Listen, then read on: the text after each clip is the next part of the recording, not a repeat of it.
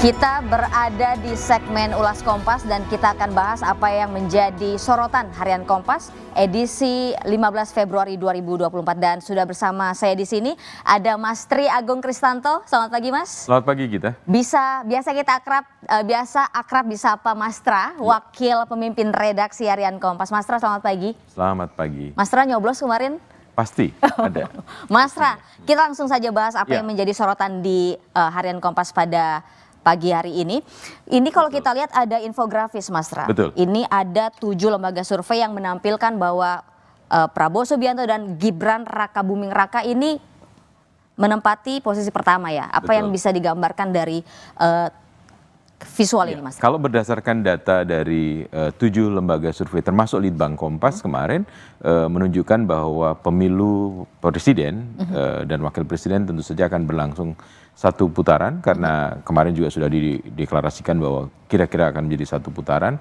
Meskipun kita masih menunggu hasil dari Komisi Pemilihan Umum dan kemudian dari angka-angkanya ini kelihatan sekali bahwa sebenarnya dari berbagai lembaga survei ya bergeraknya kira-kira relatif sama gitu. Jadi ini dengan lihat data suara masuknya sudah relatif stabil gitu, sudah relatif selesai. Karena sudah sebagian sudah di angka di atas 90-an%. Hanya di Litbang Kompas ya? Litbang Kompas yang 88, sekian persen. Kenapa? Karena dalam proses quick count ini atau hitung cepat ini Litbang Kompas melakukan validasi datanya itu sampai 3 tahap gitu. Sehingga kemudian memastikan bahwa betul data itu berasal dari lapangan dan kemudian angka-angkanya tepat dan sebagainya. Jadi itu proses yang relatif lebih panjang dibandingkan mungkin lembaga-lembaga survei yang lain. Oke, Mas Ra, kalau kita menyambung, ini kan terkait dengan Pilpres ya.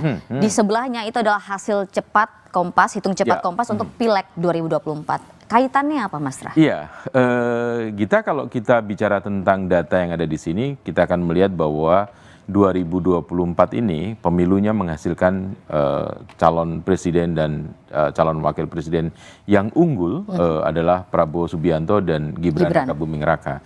Tetapi kalau kemudian kita melihat di data sebelahnya dari hitung cepat untuk pemilu legislatif, partai politik kita melihat bahwa PDIP masih yang berada tingkat paling atas gitu. Meskipun datanya kalau kita mengacu data ini saja gitu, artinya berdasarkan dari hitung cepat sampai dengan 60,8% dan biasanya sudah stabil, itu di angka 17,3% PDIP itu dibandingkan dengan data tahun 2019, pemilu 2019 memang mengalami penurunan, karena tahun 2019 PDIP itu meraih 19,3%. Jadi turun 2%. Ya mungkin karena ada efek, nanti kita bicara berikutnya efek Pak Jokowi di dalamnya. Kemudian Partai Gerindra itu jadi nomor 3 karena nomor 2-nya justru Partai Golkar 14,8 itu juga mengalami kenaikan. Kira-kira Partai Golkar pada 2019 12,3. Kemudian Gerindra 13,7 itu juga naik sedikit karena Gerindra di pemilu 2019 dia mendapatkan 12,57. Yang justru naik tinggi adalah Nasdem dan PKB yang mereka berkoalisi juga ditambah dengan PKS. PKS juga mengalami kenaikan tipis sekali kalau PKS. Kalau kembali lagi mengacu data hitung cepat ini, maka PKS periode 2019 pemilu kemarin mendapatkan 8,21, ini 8,3, ya naik. Jadi nampaknya ada proses kenaikan.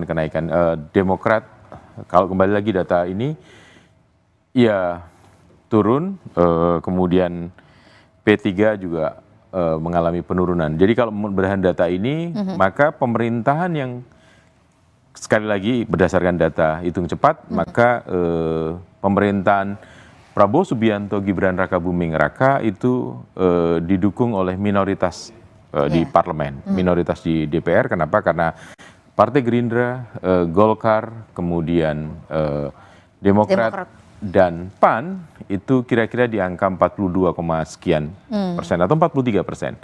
Sementara gabungan antara yang mendukung Anies Baswedan, Muhaimin Iskandar dan Ganjar Pranowo Mahfud MD, PDIP, Nasdem, PKS, PKB, kemudian ya kalau P3 masuk itu makin jadi kecil, jadi artinya mereka menduduki mayoritas di parlemen sekitar bisa 57%, atau kalau P3 masuk tambah 4%, kira-kira kalau dia lolos 4% misalnya, ya berarti 57% mereka akan. Artinya apakah begini Mas Ra, ada langkah berat yang akan ditempuh oleh jika memang nanti disahkan sebagai presiden dan seperti cawapres? sekarang ini datanya ya. Iya, apakah mereka akan mengalami kesulitan karena kan minoritas Mas Ra? Ya, itu yang kemarin tadi malam disampaikan oleh Pak Prabowo ketika menyampaikan pidato, belum pidato kemenangan, tapi pidato unggul dari angka-angka yang ada, kemudian harus merangkul semua unsur. Artinya setidak-tidaknya harus bisa menciptakan pemerintahan yang stabil kalau dia mayoritas di parlemen juga, mayoritas di DPR. Dan kita punya pengalaman ketika pemerintahan kita, presiden dan wakil presiden itu adalah bukan dari partai pemenang pemilu dan tidak mendapatkan dukungan dari partai pemenang pemilu, bahkan menjadi minoritas di DPR. Tahun 1999 pemilu, waktu itu pemilihan masih dilakukan di DPR, di MPR maksud saya, di MPR, dan kemudian kita lihat kemudian komposisi pemerintahan yang dipimpin oleh Presiden Abdurrahman Wahid dan Wakil Presiden Megawati Soekarno Putri mengalami guncangan-guncangan yang luar biasa, dan ya kita tahu jalannya pemerintahan pada waktu itu. Oke, tapi apakah itu berkaca dari 99, apakah mungkin saja bisa terjadi di pemerintahan kali ini, 2024 Mas? Karena itu Pak Prabowo nampaknya memahami betul sehingga kemudian mengatakan kami akan merangkul semua unsur. Itu yang menjadi berita utama harian Kompas hari ini maupun di kompas.id yang kita, dan terus datanya terus akan bergerak. Tapi kira-kira dengan angka-angka seperti ini relatif tidak akan banyak berubah kita. Oke, Mas Ra, kalau tadi judulnya adalah kami akan merangkul semua unsur, ini kita sekarang coba komentari mengapa harian Kompas kemudian memilih visual foto ini di halaman utama Mas Ra. Ekspresi yang ingin coba ditampilkan seperti apa Mas Ra?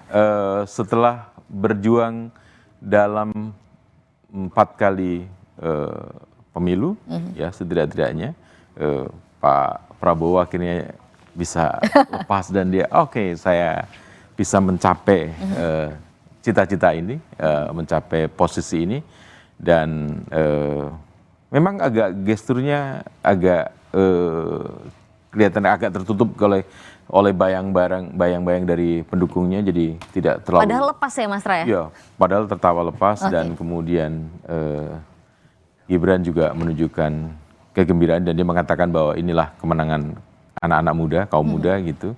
Sementara Pak Prabowo kembali lagi dia mengenangkan seluruh presiden, 7 presiden yang pernah memerintah di Indonesia. Sebenarnya Indonesia pernah punya 2 presiden lagi yang kita sering lupa pada masa darurat. Ada masa M.A. Saad dan kemudian juga ada Safruddin Prawiranegara yang pernah jadi presiden meskipun itu dalam pemerintahan darurat Republik Indonesia. Dan tapi dari 7 kan Pak Prabowo juga menceritakan kenal semuanya. Yang paling kenal nampaknya presiden kedua. Ya, dan itulah kalau mungkin Gita dan sahabat Kompas bisa membaca, kemudian ada bukunya, buku yang ditampilkan oleh Pak Prabowo adalah lucunya Prabowo di dalam pemilu ini. Pak Anies memunculkan buku Memenangkan Indonesia dan Pak Ganjar memunculkan buku Hitam Putih Ganjar. Dia lucunya Prabowo, dan tadi malam kelihatan sekali lepas, santai, dan lucunya muncul juga kemudian dia betapa bebannya seperti udah iya, dan cita-citanya tercapai. Setidak-tidaknya dari hitung-hitungan angka 7 lembaga survei yang ada, termasuk Litbang Kompas. Oke, Mas Ra, tadi Mas Ra mengatakan sesuai judul juga bahwa Prabowo akan merangkul semua unsur.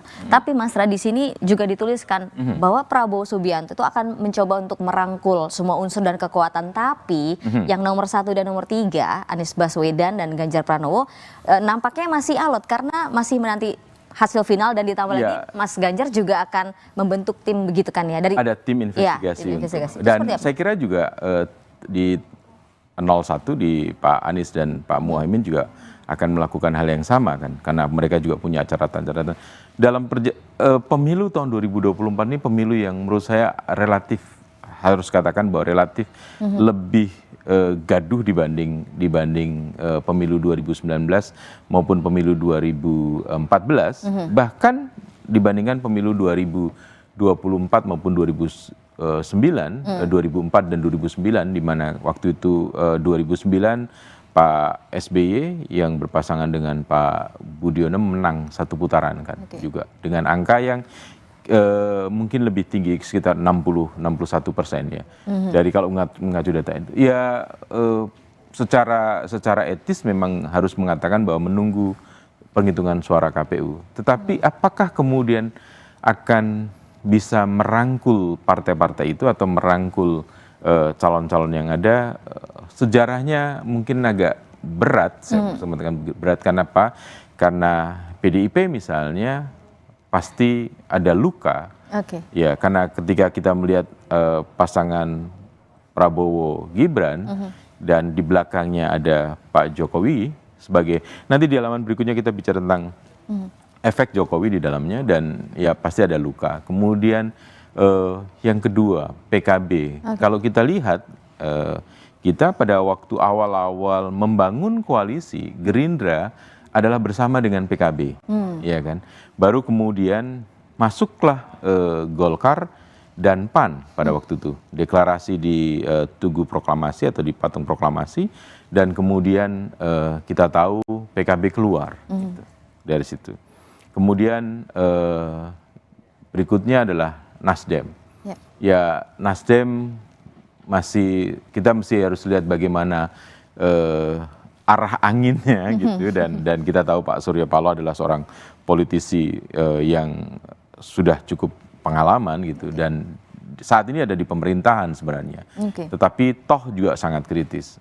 Yang keempat PKS. PKS sudah biasa tidak berada dalam pemerintahan kan.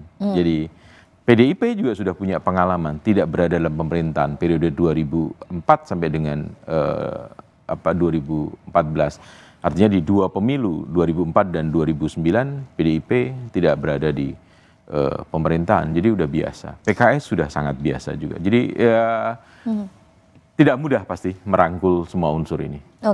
Tidak mudah, tapi bukan berarti tidak bisa. Bukan berarti tidak bisa. Jadi karena itu komunikasi itu akan dijalankan lebih awal lebih baik, tetapi kembali lagi tadi, pasti kita harus menunggu tanggal 20 Maret ketika kemudian KPU mengumumkan atau menetapkan hasil pemilu 2024, dan proses itu komunikasi pasti akan bisa dijalankan gitu. Dan kita tahu bagaimana kemudian Pak Jokowi yang kemudian meminta bantuan Sultan Hamengkubuwono X untuk bertemu dengan Ibu Megawati misalnya. Itu pasti ini bagian dari komunikasi itu. Meskipun Pak Jokowi sebenarnya kan tidak terlibat dalam tidak menjadi kontestan dalam pemilu kali ini, tapi kita nggak bisa melepaskan dari figur Gibran di sini. Mas Ra, kalau kita balik lagi ke visual di sini, Gibran yang ekspresinya nampak tersenyum, kemudian Pak Prabowo tertawa lepas begitu ya. Ini apakah cukup menggambarkan bahwa mereka optimis bahwa hasil survei dan nanti pada saat diumumkan secara resmi di bulan Maret ini hasilnya sama, Mas Ra? Saya kira iya, menggambarkan itu. Meskipun ya saya nggak tahu ini sengaja atau tidak sengaja, tetapi kemarin dalam beberapa kesempatan kelihatan bahwa Gibran menghadap ke sana, Pak Prabowo menghadap ke sini. Semoga itu berbagi tugas. Tugas sebelah sana dan tugas sebelah sini, bukan saling bertolak belakang. Mas Ra, dalam pidato politik itu kan simbol kan. Kita suka bermain-main dengan simbol. Mas Ra, kalau misalnya kemarin itu kan Mas Gibran juga dalam speech-nya atau pidatonya menyatakan bahwa dia nggak sabar untuk segera mengunjungi pasangan nomor 1 dan juga nomor 3 ini sebagai bentuk upaya merangkul juga. Betul, bagian dari merangkul. Dan silaturahmi itu baik, itu tentu saja. Dan saya percaya bahwa baik Mas Anies Baswedan dan Caimin maupun Pak Ganjar dan Pak Mahfud juga pasti akan menerima silaturahmi seperti itu. Tetapi jangan lupa, kecuali Caimin, tiga figur ini kan bukan pimpinan partai politik. Yes. Dalam proses pemilihan presiden sesuai dengan Undang-Undang Dasar dan Undang-Undang Pemilu, yang boleh mengajukan adalah partai politik atau koalisi partai politik. Oke. Jadi penentu sebenarnya ada di partai politik. Jadi kecuali kembali lagi, kecuali Caimin, Muhaimin Iskandar, Mas Anies bukan pimpinan partai politik, bahkan dia tidak punya partai politik. Mas Ganjar kader PDIP, tapi bukan pimpinan di PDIP. Pak Mahfud tidak punya partai politik kan, kalau boleh dikatakan begitu posisinya. Meskipun dulu Pak Mahfud juga mungkin dikait-kaitkan dengan PKB ketika era Gus Dur. Tapi ya ini tentu menjadi tantangan tersendiri, meskipun kalau ngeliat gesturnya Pak Prabowo welcome gitu. Yeah. Sementara Mas Gibran nampaknya lebih asik dengan tepuk tangan dan kegembiraan yang lain. Oke, Mas Tra, kalau misalkan kita pergi ke halaman 2, lobi-lobi untuk koalisi mulai dilakukan tim. Kita udah bicarakan tadi kan? Okay. Dan memang kemudian tidak bisa tidak harus dilakukan lobby-lobby. Kalau tidak, karena kalau kita menghitung tadi di halaman depan tadi dari kira-kira 8 partai politik atau kalaupun ditambah dengan P3 yang posisi angkanya masih di 3,6, 3,7 atau bahkan ya itu kan kalau mengacu dengan ketentuan parliamentary threshold, ambang batas parlemen, masuk parlemen, kalau berdasarkan data angka itu belum bisa. Tapi ya kan ada ambang batasnya 1%, jadi naik turunnya bisa. Ya artinya memang nggak bisa, mau tidak mau harus Pak Prabowo Gibran harus kemudian melakukan lobby-lobby untuk melakukan koalisi dan penguatan koalisi partainya. Oke, kita tahan dulu Mas Tra, kita akan lanjutkan lagi lobby-lobby untuk koalisi mulai dilakukan tim Prabowo Gibran usai jeda. Tetap bersama kami di Laporan Khusus Pemilu 2024.